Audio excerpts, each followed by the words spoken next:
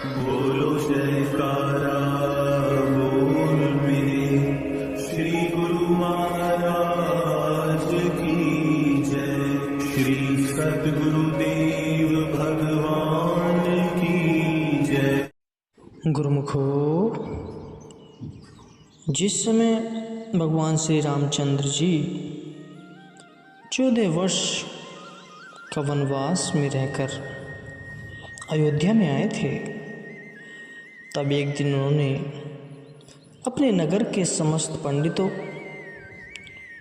व पूर्ववासियों तथा अपने गुरुजनों के समक्ष मनुष्य जन्म के उद्देश्य का प्रतिपादन किया, जिसे सुनकर सब जन कृतकृत हो गए और सब भगवान के चरणों में विनय करने लगे कि हे भगवान, जगत में दो ही उपकार करने हेतु अवतरित होते हैं, एक आप और दूसरे आपके भक्त संत जन, अन्यथा यह समस्त संसार स्वार्थ से ही भरा हुआ है। स्वप्न में भी परमार्थ यहाँ दृष्टिगत नहीं होता। स्वार्थपरता का प्रत्यक्ष प्रमाण मैं आपको बताता हूँ, सभी गुरुमुख ध्यान से सुने। काठियावाड़ गुजरात में एक अति धनी सेठ रहता था। बम्बई, मद्रास, कलकत्ता व दिल्ली आदि भारत के कई बड़े बड़े नगरों में अतिरिक्त उसका विदेशों में भी व्यापारिक कार्य व्यवहार चलता था। कई नगरों में इस सेठ की कोठियाँ बनी हुई थी। सेठ जी ने मुनीम व नौकर जाकर रखे हुए थे तथा स्वयं भी प्रत्येक नगर में कार्य निरीक्षण के लिए चक्कर लगा आते थे। उनके 2 पुत्र थे जो कि विद्या अध्ययन कर युवावस्था में पहुंच चुके थे, इसलिए उन्होंने सेठ जी के कार्य व्यवहार में हाथ बटाना शुरू कर दिया था। इस समय सेठ जी की आयु लगभग 60 वर्ष की हो गई थी। अचानक सेठ जी अत्यधिक बीमार हो गए। चिकित्सा आदि करने पर भी वह स्वास्थ्य को ठीक न कर सके और अपने जीवन से निराश हो गए। एक दिन अपने दोनों लड़कों को अपने पास बुलाया और कहने लगे कि प्यारे पुत्रों, मुझे ऐसा प्रतीत होता है कि मेरा अंतिम समय निकट आ पहुंचा है। न मालूम किस समय मृत्यु आकर मुझ पर धावा बोल दे। इसलिए मैं तुम दोनों से एक बात कहता हूँ, जब तुम देखो कि मैं मरणासन्न पे हूँ, तो उस समय वह सोने की शाकली जो मेरे गले की है तथा जिसकी कीमत लगभग 6-7 हज़ार रुपये की है, मेरे हाथ से किसी ब्राह्मण को दान करा देना। लड़कों ने उत्तर दिया, पिताजी, आप केवल शाकली ही दान कराने को कहते हैं। आप घबराइए नहीं, हम आपकी मृत्यु पर लाख तो लाख रुपए दान भी करेंगे। इस पर सेठ ने कहा कि यह तो तुम्हारी केवल कहने की ही बातें हैं, न तो तुम मेरे पश्चात इतना खर्च करोगे और न ही इतना अधिक खर्च करने की आवश्यकता है। यह शाकली जो शुरू से ही मेरे पास रही है, इसी को ही दान दे देना। लड़कों ने पिता की बात को स्वीकार कर लिया। यह बात पाठकगण स्मरण करते कि गुजराती भाषा में शाकली सोने की जंजीर को भी कहते हैं और शाकली गुड़ की मिठाई गजक को भी कहते हैं, जिस पर के तिल लगे होते हैं। इस प्रकार शाकली के 2 अर्थ निकले। यहाँ पर शाकली शब्द सोने की जंजीर के लिए प्रयोग किया गया है। कुछ दिन बीत जाने पर जब डॉक्टरों ने सेठ की दशा असंतोषजनक बताई तो लड़के यह सुनकर बहुत प्रसन्न हुए, क्योंकि वह हृदय से यही चाहते थे। अब प्रत्यक्ष में दो सेठ जी का अंतिम समय आ पहुंचा था, परंतु ईश्वर के खेल ही निराले होते। बूढ़े सेठ ने हाथ के इशारे से लड़कों को चैन दान कराने के लिए कहा। क्योंकि सेठ जी की वाणी जुबान बंद हो चुकी थी, लड़के समझ भी रहे थे कि हमारे पिताजी क्या कह रहे हैं, परंतु वे जानबूझकर टाल मटोल कर रहे थे, क्योंकि उनकी दृष्टि में बाप से बढ़कर धन अधिक महत्व रखता था। अज्ञानता के वश में होकर जीव अपने संबंधियों से कितनी ऊंची आशाएं रखता है, परंतु वह नहीं जानता कि सांसारिक संबंधी तो केवल स्वार्थ के ही मीत हैं। जैसे कि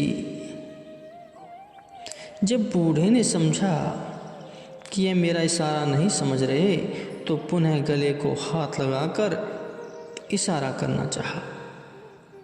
तब बड़े लड़के ने समझा, मालूम होता है कि पिताजी को इस समय प्यास लग रही है। तब उसने पानी का गिलास आगे कर दिया, किंतु सेठ ने हाथ हिलाकर पानी से इनकार कर दिया। सेठ ने पुनः इशारों से लड़कों को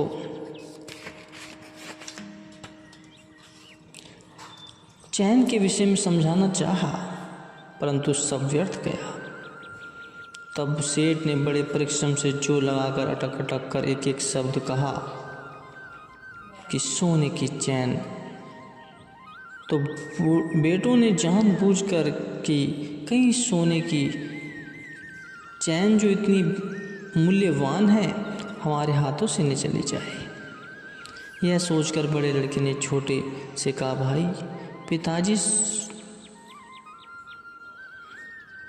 सोने की चैन मांगते हैं, इसलिए बाजार में जाकर एक पैसे की सोने की चैन ले आए। कितना स्वार्थ में संसार है, जिसने पुत्र के सुख के लिए इतना अथक परिश्रम किया, पुत्रों को सुयोग्य बनाया, वे ही मृत्यु समय कैसा निष्ठुर व्यवहार करते हैं। किसी कवि ने सत्य ही कहा है, छोड़ छेकड़ दीन कर चिंता, एहे पुत्र आपे खट लैसन, बंज पर आए खुआ उते, तैनु शाकड़ा पानी देसन। बरे दिहाड़े पिछू तेरा, एक सिराद करेशन, आँख ग्वाला ओ आप जा खासन, तेरे मुँह विच मिट्टी पेशन। हमारा यह प्रश्न चल रहा था कि पिताजी के साकली शब्द कहने पर बाजार से तिलों वाली साकली आ गई। पुत्र सेठ के मुंह में उस साकली का टुकड़ा तोड़कर ठूंसने लगे। सेठ जी ने खाने से इनकार कर दिया, परंतु लड़के कब मानने वाले थे। वे तो चाहते थे कि शीघ्र यह मरे और हम स्वतंत्र होकर जीवन व्यतीत करें। ऊपर से कहने लगे कि ऐसा न हो कहीं हमारे पिताजी अपने दिल में अंतिम समय साकली खाने की इच्छा साथ ले जाएं। यह कहकर साकली का एक टुकड़ा तोड़कर बरबस पिताजी के मुंह में ठूंस दिया। सेठ को यह देखकर अपने अयोग्य पुत्रों से घृणा हो गई। साकली खाने की तो उसे इच्छा ही नहीं थी, अतः उसने साकली को थूक दिया। घर के लोग इसी प्रतीक्षा में थे कि अब बूढ़े की जान निकले सो निकले, परंतु सेठ अपने पुत्र के स्वार्थ में व्यवहार से अपने मन में अतीव दुख व परेशान था। उसके हृदय में अब तीव्र वैराग्य उठा और भगवान के चरणों में उसका प्रेम फूट पड़ा। वह व्याकुल होकर मन ही मन परम पिता परमात्मा के चरणों में प्रार्थना करने लगा कि हे प्रभु, हे दयामय, आप इस समय मुझे मृत्यु के मुख में जाने से बचा लीजिए। आपकी अति कृपा होगी। भगवान, मैं यदि इस समय बच गया तो अपना सारा धन परमार्थ के कार्यों में खर्च कर दूंगा। तो गुरुमुखो, ईश्वर दयालु है। हृदय से की गई शेर जी की प्रार्थना को भगवान ने स्वीकार कर लिया। अस्तु शेर जी उसी दिन से ही कुछ स्वस्थ होने लगे। अब उनकी दशा दिन प्रतिदिन सुधरती गई। कुछ समय के पश्चात शेर जी पूर्णपेण स्वस्थ हो गए और अपने व्यवहारिक कार्य को उन्होंने अपने हाथ में ले लिया। उन अयोग्य पुत्रों के कपट व्यवहार को देख शेर जी को उनसे अति घृणा हो गई थी, परंतु प्रत्यक्ष में शेर जी ने अपने पुत्रों से कुछ भी नहीं कहा, मगर लड़के अब लज्जावश पिताजी के सामने आने से सकुचाते थे। शेर ने भीतर ही भीतर से व्यापार समेटना प्रारंभ कर दिया। जिस देश में उसका व्यापार चलता था वहाँ के मैनेजरों प्रबंधकों को फ़ोन द्वारा समाचार भिजवा दिया कि तुम सब सामान व मकान बेचकर धनराशि लेकर यहाँ शीघ्र पहुँचाओ। शेर जी का समाचार पाते ही उन्होंने ऐसा ही किया और सब कुछ बेचकर शेर जी को सूचना भेज दी कि हम अमुक दिन समस्त धनराशि लेकर आपके पास पहुँच रहे। इधर तो शेर ने सब कार्य व्यवहार बंद करा दिया। इधर अपने दोनों लड़कों से कहा कि बेटो, नौकर चाकर व प्रबंध काम उचित ढंग से नहीं करते, अतः तुम में से एक मद्रास व दूसरा कलकत्ता चला जाए और वहाँ का कार्य व्यवहार स्वयं संभाले। लड़के तो पिता की आज्ञा पाकर उधर चले गए। इधर शेर जी काठियावाड़ का मकान में सामान बेचकर तथा सब नौकरों को छुट्टी देकर अखिल धनराशि लेकर काशी जी में पहुंच गए। दोनों लड़के जब मद्रास व कोलकाता में पहुंचे तो क्या देखते हैं कि वहां पर अपना न तो कोई मकान है और न ही मुनीम नौकर चाकर आदि कुछ भी नहीं है। बड़े आश्चर्यचकित हुए, सोचने लगे यह क्या बात हुई। वापस घर आए तो यहाँ भी वही हाल था। निराश होकर कुछ दिन इधर उधर भटकते रहे। लोगों से पूछा कि पिताजी कहाँ गए, परंतु कुछ न पता चला। शेर जी ने काशी जी में आकर सदा व्रत चला दिया और एक स्थान पर साधु के लिए भोजनालय का प्रबंध किया।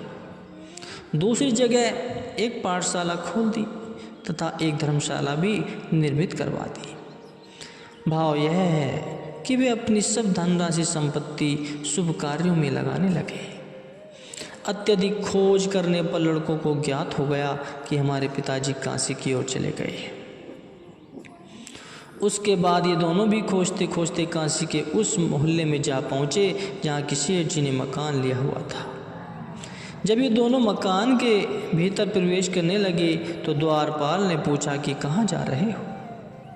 इस पर लड़कों ने कहा, हम तो दोनों शेर जी के लड़के हैं। द्वारपाल ने कहा, शेर जी की आज्ञा लिए बिना मैं तुम्हें अंदर नहीं जाने दूंगा।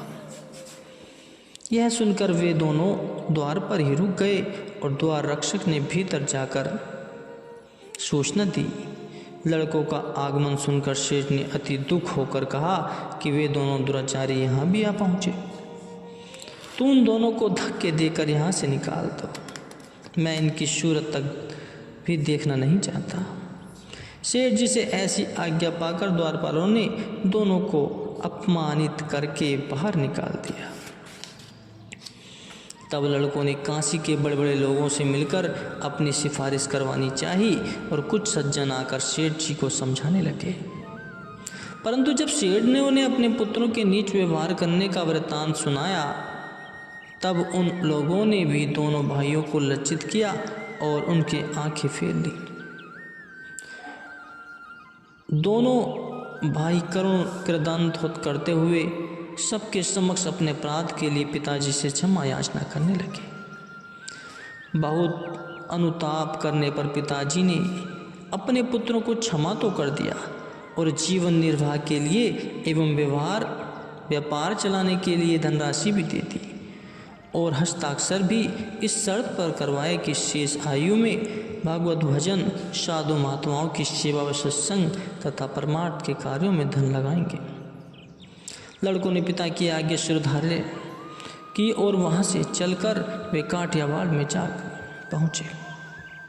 पिता के कथनानुसार परमार्थ के कार्यों में उनकी प्रवृत्ति हो गई, जिससे दोनों भाइयों का जीवन सुधर गया। तो गुरुमुखो, इससे यह सिद्ध होता है कि किस प्रकार धन के पीछे उनके लड़के अपने पिता सेठ के साथ अपने कितना क्रूर व्यवहार करते रहे। इसी कारण संत महापुरुष जीव मात्र को संसार की स्वार्थपरता से बचाना चाहते, जैसे कि संत सहजोबाई जी ने कथन किया है, कोई किसके संग ना, रोग मरण दुख बंद, इतने पर अपनों कहे सहजो यह नर अंध। हे मानव, इस संसार में समस्त संबंधी केवल अपने स्वार्थ के लिए ही सगे होते हैं। इतने पर भी अज्ञानी जीव उन्हें अपना अपना कहता है। हे भाग्यशाली जीव, जिन्हें संसार के स्वार्थ की वास्तविकता का ज्ञान हो गया, संत सत्पुरुष जीव इस वास्तविक स्वार्थ के अंधकार से निकलकर अपनी निस्वार्थ विमल प्रेम भक्ति प्रदान करते हैं और उसे सच्चे धन से मालामाल कर देते हैं।